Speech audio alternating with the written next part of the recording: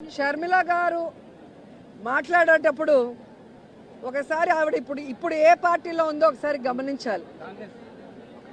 ఈ రాష్ట్రాన్ని విడగొట్టింది కాంగ్రెస్. ఈ రాష్ట్రానికి ప్రత్యేక హోదా లేకుండా చేసింది కాంగ్రెస్. ఈ రాష్ట్రాన్ని ముక్కలు చెక్కలు వైఎస్ఆర్ గారు చనిపోయిన తర్వాత చేయటమే కాకుండా ప్రజలకు అండగా ఉన్న జగనన్న మీద తప్పుడు కేసులు పెట్టి జైల్లో పెట్టడమే కాకుండా వైఎస్ఆర్ గారి పేరును కూడా ఎఫ్ఐఆర్లో చేర్చింది కాంగ్రెస్ పార్టీయే. సో నిజంగా జగన్మోహన్ రెడ్డి గారు ఈ రాష్ట్రం గురించి ఆలోచిస్తున్నారా లేదా అనేది ఈ రాష్ట్ర ప్రజలకు తెలుసు. ఆయన ఎప్పుడు కేంద్రం వెళ్ళి మోడీ గారిని కానీ కేంద్ర మంత్రుల్ని కలిస్తే రాష్ట్ర ప్రయోజనాల కోసమే మాట్లాడుతున్నారు. అధికారంలో ఉన్నప్పుడు రోడ్ల మీద కూర్చొని పోరాడరు. మంత్రులతో మాట్లాడి రావాల్సిన నిధుల్ని రాబట్టి ఏ విధంగా అన్ని కార్యక్రమాలని పూర్తి చేస్తున్నారో మీరే గమనిస్తున్నారు. ఈరోజు నేను షర్మిల గారికి ఒక సలహా ఇస్తున్నాను. అమ్మ షర్మిల గారు, రేవంత్ గారు కాంగ్రెస్లోనే ఉన్నారు కదా, మనకి రావాల్సిన 6,000 కోట్ల రూపాయలని 6,000 కోట్ల రావాల్సిన వాటిని తీసుకురండి రేవంత్తో మాట్లాడి. అలాగే 1,80,000 కోట్ల ఉమ్మడి ఆస్తులు ఏవైతే ఉన్నాయో వాటన్నిటిని కూడా సోనియా గాంధీతో రేవంత్తో మాట్లాడి తీసుకురావాలి. ఊరికే ఆంధ్రప్రదేశ్లో వచ్చి విషం చెందితే ప్రజలు ఎవరు కూడా నమ్మే పరిస్థితి లేదు అని కూడా ఈ సందర్భంగా తెలియజేసుకుంటున్నా. కేవలం జగన్మోహన్ రెడ్డి గారి మీద విషం చిమ్మటానికే చంద్రబాబు నాయుడు, సోనియా గాంధీ ఈరోజు షర్మిల గారిని ఆంధ్రప్రదేశ్లో కాంగ్రెస్ పార్టీలో పెట్టి ఈ విధంగా టూర్లు పెట్టిస్తున్నారనేది చిన్న పిల్లోడిని అడిగినా కూడా చెబుతారు. ఎందుకంటే నేను తెలంగాణలో పుట్టాను, తెలంగాణలోనే పెరిగాను, తెలంగాణలోనే పెళ్లి చేసుకున్నాను. తెలంగాణ ప్రజలు నా ప్రజలు. నా జీవితాంతం ప్రాణం ఉన్నంత వరకు తెలంగాణ ప్రజల కోసమే పోరాడతానని ఒక పార్టీ పెట్టి ఈరోజు ఏ లబ్ధి కోసం ఆ పార్టీని కాంగ్రెస్లో విలీనం చేసిందో తెలంగాణ ప్రజలకి చెప్పాలి. ఏ లబ్ధి కోసం తెలంగాణ ప్రజల్ని గాలి కొదిలేసి ఇక్కడ జగనన్న మీద విషం చిమ్ముతుందో కూడా చెప్పాల్సిన అవసరం ఉంది. ఈరోజు కాంగ్రెస్ పార్టీ తరఫున షర్మిల గారు కానివ్వండి, ఎవరు వచ్చినా కూడా వాళ్ళకి జీరో వాల్యూ. ఎందుకంటే ఇదే షర్మిల గారు పాదయాత్రలో కానీ తెలంగాణలో పార్టీలు పెట్టిన తర్వాత కానీ ఆమె స్పీచెస్ ఒకసారి మీకు చూస్తే మీకే అర్థమవుతుంది. రేవంత్ ఒక దొంగ, కాంగ్రెస్ ఒక పనికిమాలిన పార్టీ.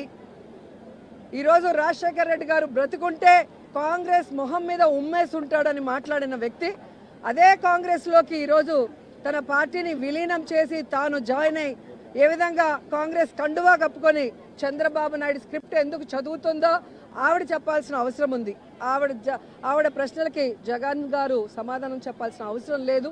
ఈ రాష్ట్రం కోసం, రాష్ట్ర ప్రజల కోసం, ఈ రాష్ట్రం విడిపోయి నష్టాల్లో, కష్టాల్లో, అప్పుల్లో చంద్రబాబు నాయుడు కాంగ్రెస్ ముంచేసినా ఈరోజు కుంటి సాకులు చెప్పకుండా సమర్థవంతంగా పరిపాలిస్తూ తానిచ్చిన ప్రతి వాగ్దానాన్ని నెరవేరుస్తూ సంక్షేమం, అభివృద్ధి రెండు కళ్ళగా పరిపాలిస్తున్న జగనన్నకి ఈ రాష్ట్ర ప్రజలు ఎప్పుడూ అండగా ఉంటారు.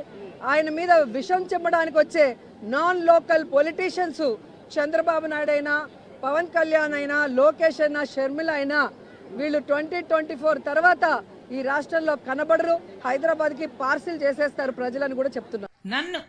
నన్ను అంటుంది రాజశేఖర్ రెడ్డి బిడ్డను నన్ను అంటుంది నేను అక్కడ తెలంగాణలో పార్టీ పెట్టానట, తెలంగాణలో పార్టీ పెట్టక ముందు నేను కాంగ్రెస్ పార్టీని దూషించానట, ఇప్పుడు కాంగ్రెస్ పార్టీలో ఎలా చేరాను అని అంటుంది.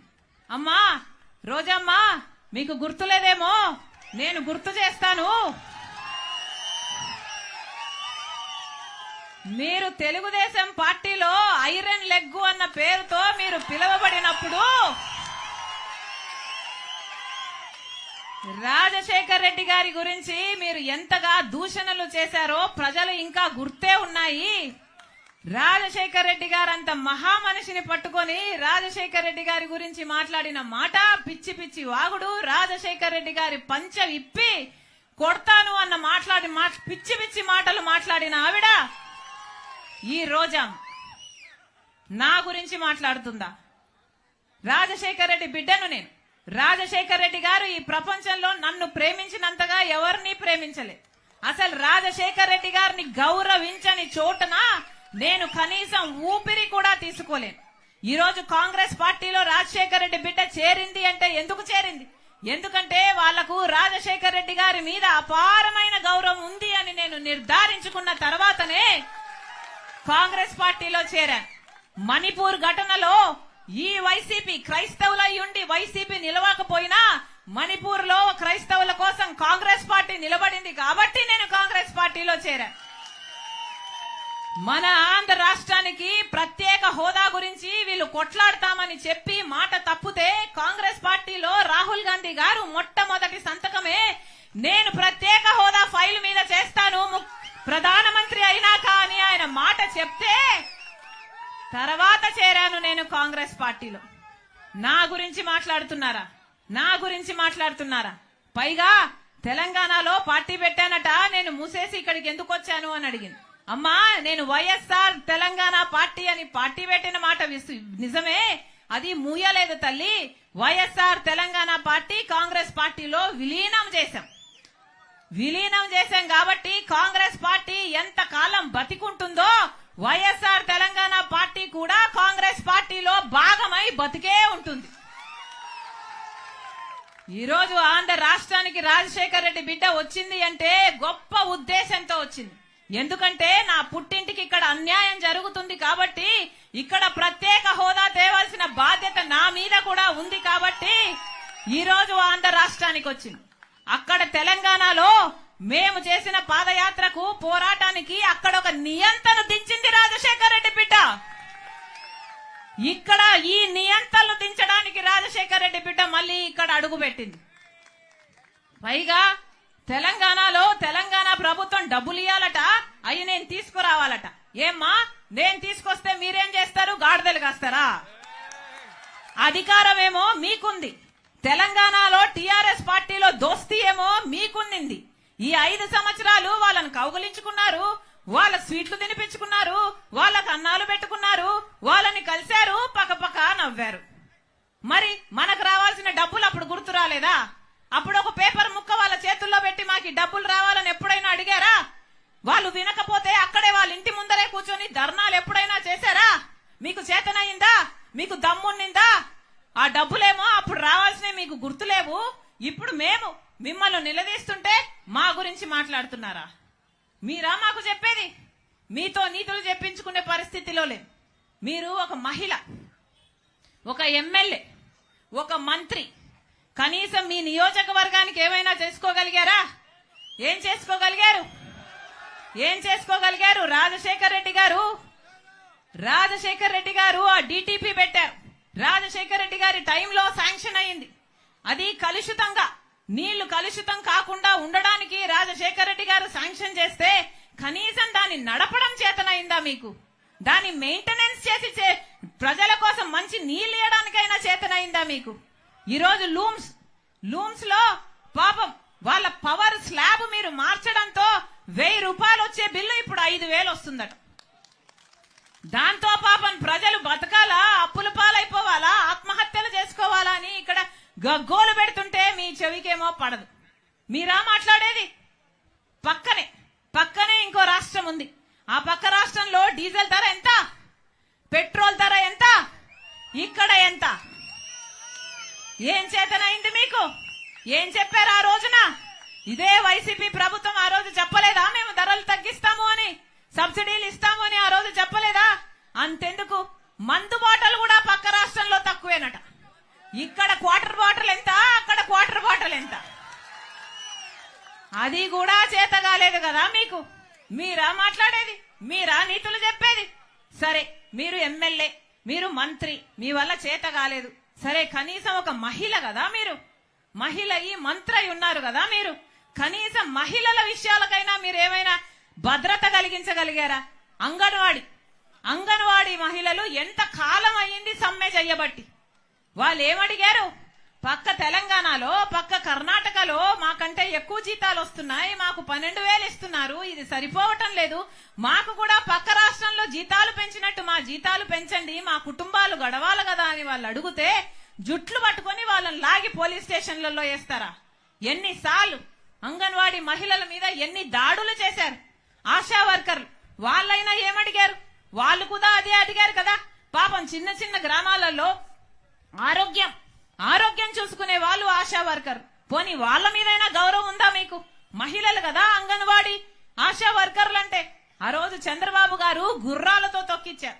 ఇట్లనే వాళ్ళు జీతాల కోసం పోరాడితే ఈరోజు మీరు పోలీస్ బూట్ కాలు చేత తొక్కిస్తున్నారు. మీకు చంద్రబాబు గారికి ఏమిటి తేడా? మీరా రాజశేఖర రెడ్డి గారి ఆశయాల గురించి మాట్లాడేది?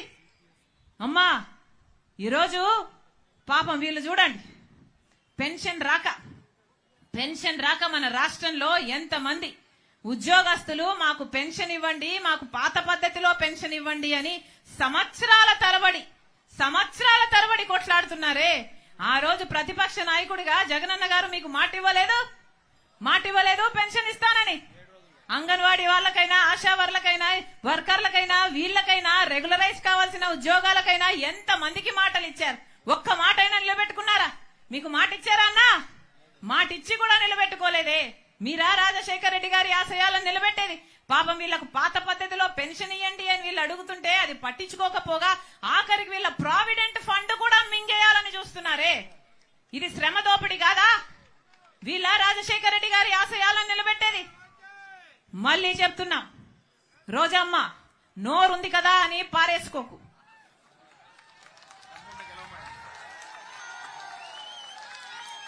ఇదే పక్క రాష్ట్రంలో ఇలాగే రాజశేఖర రెడ్డి బిడ్డ మీద అధిక ప్రసంగం, ఇలాగే అతిగా మాట్లాడితే జనాలు వాళ్ళందరినీ ఓడగొడితే ఇప్పుడు వాళ్ళు ఇంట్లో కూర్చొని ఉన్నారు. మీ పరిస్థితి కూడా అదే అవుతుంది. ఇంకొకడు మొన్న బాపట్లలో సభ పెట్టి వస్తే రాజశేఖర రెడ్డి బిడ్డ కాబట్టి బాపట్ల నుంచి అడుగు బయట పెట్టనిచ్చారట. ఒక్క నిమిషానికి నేను రాజశేఖర రెడ్డి బిడ్డను కాదనుకుందాం. రండి, ఎంతమంది వస్తారో రండి,